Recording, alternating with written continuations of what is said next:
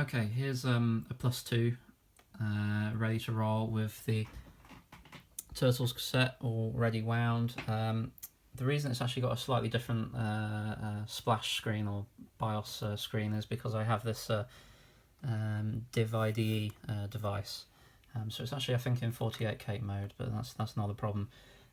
This Spectrum I picked up many years ago. I actually had the rubber keyed one, but this is a good machine. So we'll try loading Turtles now on cassette, my original cassette. Okay, and we'll make a start. I have actually had to replace the rubber belt on the tape deck on this machine. But anyway, we'll get this going. I've got a timer on the video, so I can see where we're going to be at. So let's just see if it starts first. Okay, that's looking pretty good. There we go, Turtles. Okay, so that's going. So I have the disc version here now. So let me get that ready.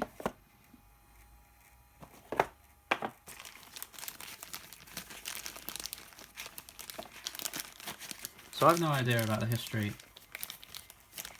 of this disc. So I've bought it on the basis that it probably isn't working. Who knows? Oh, made in Japan. The disc's made in Japan. Interesting. So I've got my +3 setup behind me. So here it is. Unfortunately, I've had to use an RF cable. Whoops, just knocked something. So unfortunately, I had to use a RF cable here. But anyway, here it is. Let's pop this in. And the tape version is still loading. I can hear it in the background. So let's try load it. Oh, actually, before we do that, let me just go back to the +2 so you can see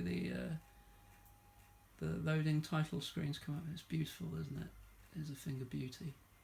The amount of effort they would have put into that. Fantastic. So that's still loading. Meanwhile, I've popped the disc in. So this is the first time, maybe this disc's been played in decades. So you'll have to excuse the fuzziness, I'm on an RF lead here. And let's see what happens. So let me click loader. I've had to replace the belt on this as well. Oh, here we go. Look at that. Incredible. Still works. And wow, okay. So can you imagine in 1990, you bought the disc version or you bought the tape version, and the tape version's still loading, and I've been blabbering on for a bit and the disc has already loaded. It says press a key. Even though I've got a disc, and I don't know how easy these discs were to copy or how much blanks cost back then, let alone whether you could actually do it. It's actually asking me for a code from your manual. So I wasn't expecting that, but I do remember now, having played the tape version as a kid. So let's go find the manual. What a pain.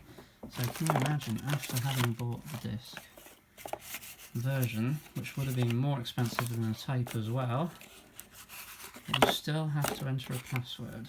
So my goodness. So Shredder wants me to enter a password. Oh, this is a pain. You have to say that, don't you? For F across 13 down. For F across 13 down. I actually... Oh, right, I see. So if we look in the manual,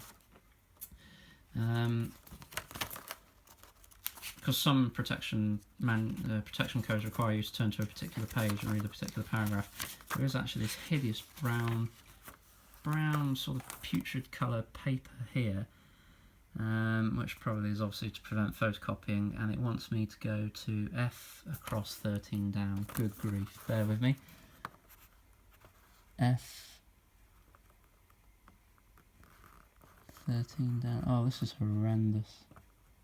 Oh my goodness, I can barely read it. Do you know what? I actually can't read it. I'm gonna have to go up to the window.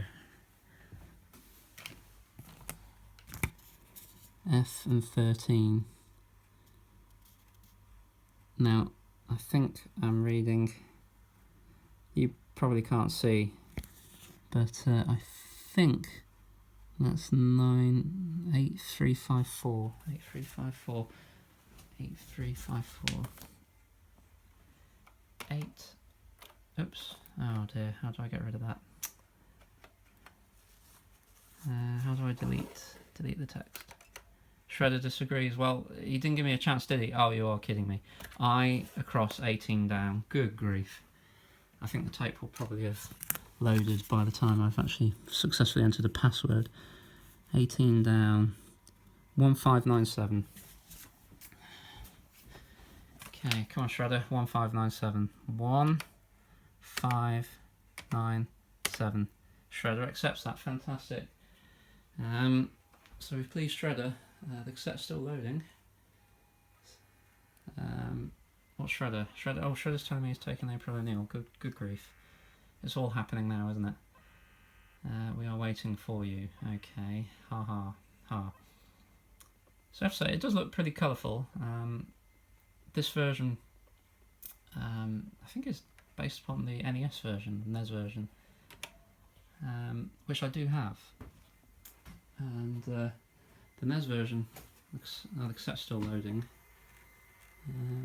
Oh, there's Shredder. He's probably going to want a password too, isn't he? Yeah, he wants a password too. There's no pleasing this man. Now, I think with the cassette version I actually lost the code book, but let me have a look.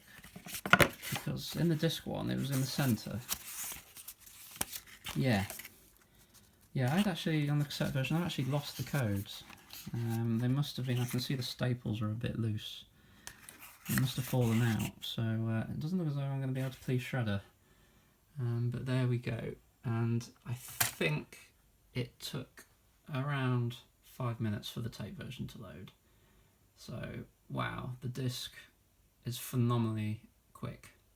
If you think back to 1990, literally seconds to load this game on disc. And I'm absolutely delighted it loads as well. I remember as a kid sinking quite a few hours into this game. It's bloody hard. Yeah, I thought that'd be a bit of fun to see a +3 in comparison to the tape. Yeah, happy viewing. Catch you later.